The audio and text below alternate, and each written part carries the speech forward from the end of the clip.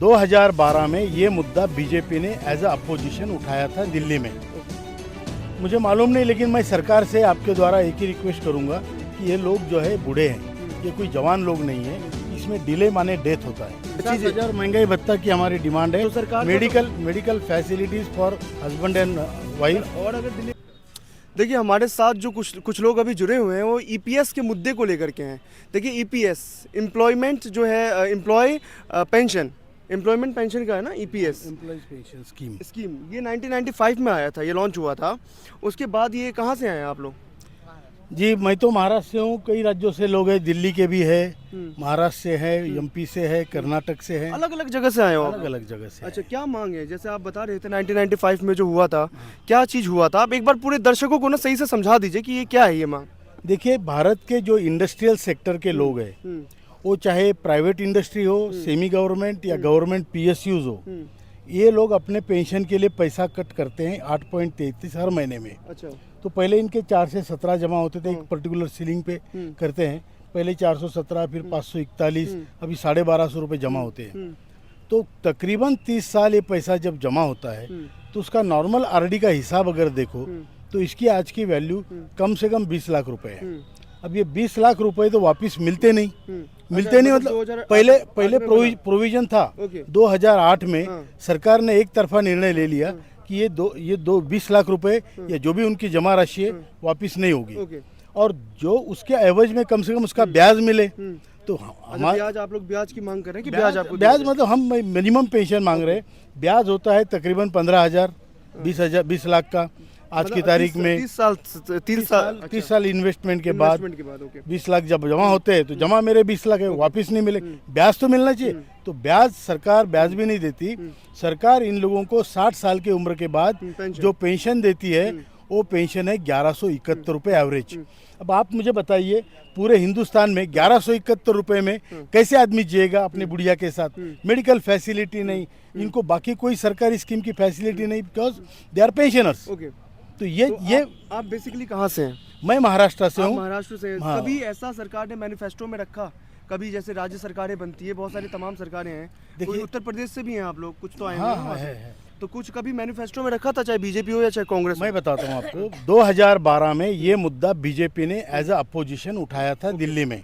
उसमें आदरणीय गडकरी जी, आदरणीय जावड़ेकर जी, आदरणीय हंसराज अहीर जी, ये बीजेपी के सांसदों ने राज्यसभा में पिटीशन नंबर 147 ये दाखिल किया।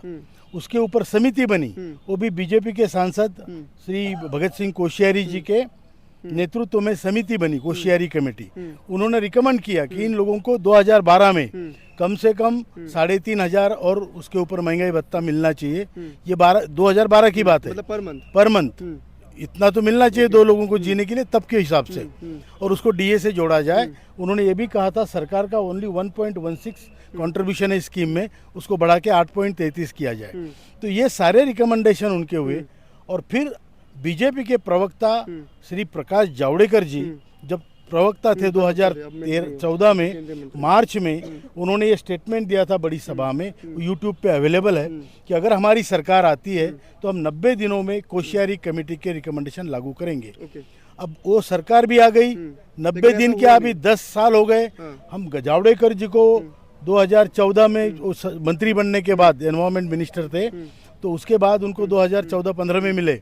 लेकिन आप लोग कब से ये प्रोटेस्ट कर रहे हैं, कब से विरोध कर रहे हैं इस चीज का? 2014 से कर रहे हैं। हाँ, तो जब हम उनको मिले जावड़ेकर जी को, तो वो क्या बोले, अरे दिए ना 1000 और कितने चाहिए। अच्छा, ये उनका रिमार्क था, इस तरीके से उनका टोन था। लेकिन यार वो तो बड़े स्वभाव के जाने जाते, सॉफ्ट स्वभाव के, नेचर के होंगे, मुझे मालूम नहीं, लेकिन मेरे साथ जो हुआ वो मैं बता रहा हूँ। अरे दिया ना, बोले 1000 और कितना चाहिए। तो ये उनके वाक्य थे। अब हम लोग ये आंदोलन कंटिन्यूसली पूरे भारत में कर रहे हैं। 27 राज्यों में ये हमारी संगठना है, 550 जिलों में ये फैली हुई है। और फिर ये सब देखते हुए, हमारे आंदोलन देखते हुए, आदरणीय हिमा जुड़े हुए हैं आपसे? कितने लोग? रिटायर्ड लोग हैं 75 लाख। अच्छा। और जो कार्यरत है, जो आज की तारीख में 1250 रुपए हर महीने भर रहे हैं, उनकी संख्या है 7.5 करोड़। इसको क्या न्यू पेंशन स्कीम से जोड़ा जा सकता है? नहीं, वो अलग है, क्योंकि उसको लेकर भी बहुत सारी चीजें मांग हो रही है, विरोध। देखिए, ओल्ड पेंशन स्कीम में ये था कंट्रीब्यूशन मत करो, और तुम्हें पेंशन मिल जाएगी। न्यू पेंशन स्कीम ने सरकार ने ये किया कि पेंशन चाहिए तो कंट्रीब्यूशन करो। अरे भाई, न्यू पेंशन स्कीम के जैसी स्कीम तो हमारी 1995 से चल रही है, जहां हम कंट्रीब्यूशन भर रहे हैं। तो हमारा कंट्रीब्यूशन का कितना कंट्रीब्यूशन है वो तो देखोगे। वो कंट्रीब्यूशन रिटर्न करने की भी बात थी मरने के बाद दोनों के, उनको वैसे तो बहुत सारे उन्होंने वायदे किए थे, सरकारी पेंशन से 10% ज़्यादा देंगे। लीगल आप लोगों ने कभी किया कोर्ट्स वगैरह का लिया? देखिए, कोर्ट में हायर पेंशन के मामले में कुछ लोग गए। हायर पेंशन मतलब मुझे सीमित सीमा में पैसे नहीं भरने हैं, एक सीलिंग पे पैसे नहीं, मैं पूरे वेतन पे पैसे भरूंगा तो मुझे ज़्यादा पेंशन मिलनी चाहिए। तो उसमें लिखा था, जो कायदे में लिखा है सरकार ने, वो कोर्ट ने बता दिया कि ये जायज़ है, ज़्यादा पैसा दोगे तो फार्मूले के। प्लान है आपका अगर सरकार नहीं मानती थी, क्योंकि लोकसभा चुनाव भी आने वाला है, बहुत नज़दीक रह गया है? नहीं, अभी तो कल 14 तारीख को हमें आदरणीय मंत्री जी ने आश्वासन दिया है। हम 2 बार प्रधानमंत्री जी से मिले हैं, आधे घंटे चर्चा हुई है। उसके बाद उन्होंने कहा है मैं आपका काम करूंगा। तो उसमें ब्यूरोक्रेटिक डिले कुछ हिसाब किताब के लिए हुआ होगा, ये हम मानते हैं। लोकसभा के लिए तो नहीं हो रहा, कहीं पॉलिटिकली एंगल इसमें देखा जाए? I don't know about that, but लेकिन बहुत सारे ऐसे स्कीम्स है जो सरकार ने कमेटीज बना दी है अभी, वो लोग कह रहे हैं कि शायद डिले करने के लिए बनाई हो। मुझे मालूम नहीं, लेकिन मैं सरकार से आपके द्वारा एक ही रिक्वेस्ट करूंगा कि ये लोग जो है बूढ़े हैं, ये कोई जवान लोग नहीं है। इसमें डिले माने डेथ होता है कि हमारे कई लोग रोजाना मर रहे हैं, 200 लोग रोजाना मर रहे हैं। तो ऐसे लोगों का अभी सब 60 की उम्र के बाद वाले लोग हैं, 1000 रुपये में क्या जिएंगे वो, घर में क्या रिस्पेक्ट रहेगा उनको।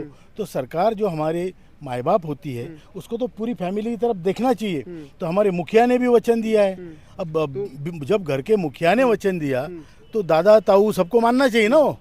लेकिन अभी तक नहीं माना गया। नहीं, अभी तक माना नहीं गया। कहाँ से आप लोग, आप कहाँ से?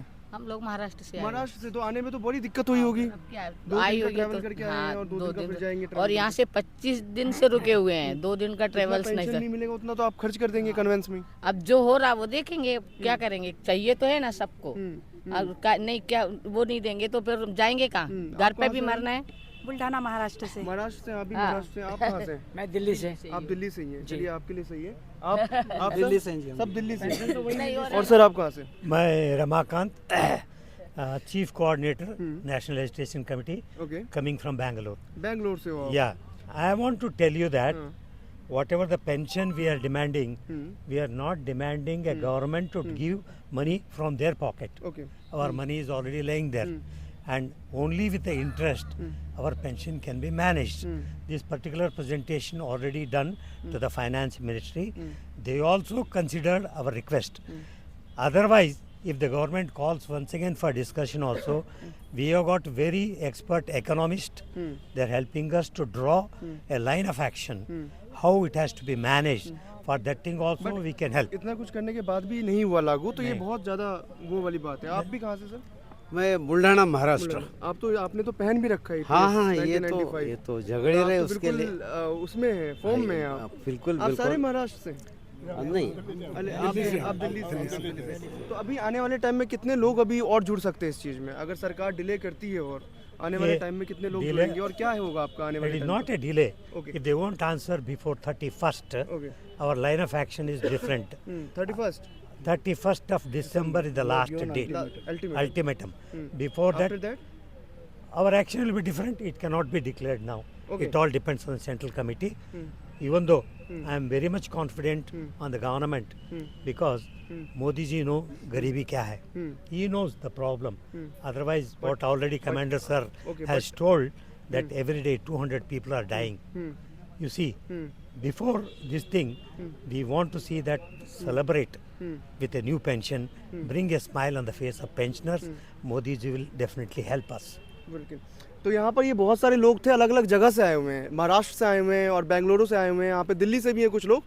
इन लोगों का मांग है कि देखिए 1995 में जो पेंशन स्कीम जो लागू की गई थी, एम्प्लॉयमेंट पेंशन स्कीम जो थी, उसके तहत जो है 2008 में एक कानून बनाया गया था। चलो उनको ये तो नहीं मिलेगा, लेकिन इनका एक मांग है कि जितने भी हमारा ये 1100 रुपये पेंशन मिलता है उसको थोड़ा सा बढ़ाया जाए, क्योंकि कमेटी ने भी ये रिकमेंड किया था, तो उसको बढ़ा करके 3000 किया जाए। और 7,500 हमारी डिमांड 3000 की तो डिमांड बीजेपी की थी 2012 में। मतलब अब और ज़्यादा अभी ऑब्वियसली ऑब्वियसली हाँ, और इन्फ्लेशन और ज्यादा बढ़ा है तो 7,500 महंगाई भत्ता की हमारी डिमांड है। तो सरकार को medical facilities for husband and wife. और अगर डिले हुआ तो इन्फ्लेशन और बढ़ेगा तो और ज्यादा बढ़ता ऑब्वियसली यार, ऑब्वियसली जब डीए आपको लगता किस लिए है? हाँ, तो डियरनेस अलाउंस है, जैसे महंगाई भत्ता है वो, महंगाई बढ़ेगी भत्ता बढ़ेगा। चलिए। तो ये 7,500 महंगाई भत्ता 2 लोगों को जीने के लिए कोई बहुत बड़ी रकम नहीं मांग रही। और आपकी खुद का ही है जी, खुद नहीं, आपने जो 30 साल इन्होंने पे किया है। 4 डिमांड है। जी। 7,500 महंगाई भत्ता जो कि हम मिनिमम पेंशन हो, मेडिकल फैसिलिटीज हस्बैंड वाइफ को हो, उसके बाद जो हमारे सुप्रीम कोर्ट का निर्णय है उसे अक्षरशः लागू करके बिना भेदभाव का लागू किया जाए हायर पेंशन के मामले में। और जो लोगों को इसमें जोड़ा नहीं गया उन मजदूर भाइयों को भी इसमें जोड़ के उनकी सामाजिक सुरक्षितता निश्चित की जाए। चलिए, ये अल्टीमेटम इन्होंने दिया है 31 तारीख तक सरकार को। 31 तारीख के बाद क्या होगा ये तो नहीं बता रही है, बोल रहे कमेटी तय करेगी इसके बाद। लेकिन जो भी होगा हम आप तक इनकी हर एक परेशानी, ईपीएस की जो भी समस्याएं हैं आप तक पहुंचाते रहेंगे। और दर्शकों से ये रिक्वेस्ट करता हूं कि आज पहली बार आपको समझ में भी आया होगा कि क्या समस्या है, क्योंकि ये लोग काफ़ी दिनों से जो है ये मांग उठा रहे थे, काफ़ी महीनों से ये चीज़ें उठा रहे थे, सालों से उठा रहे थे, लेकिन काफ़ी 8 साल हो गए, लेकिन कुछ महीनों में ये काफ़ी जो है एक्टिव हुए हैं और बहुत सारे लोग आए हैं। जंतर मंतर पर काफ़ी प्रदर्शन इन्होंने किया और आज भी हमसे मिले तो हमने इनकी मांग रखी और दर्शकों को पूरे अच्छे से समझ में आ गया कि ईपीएस का मुद्दा क्या है। चलिए।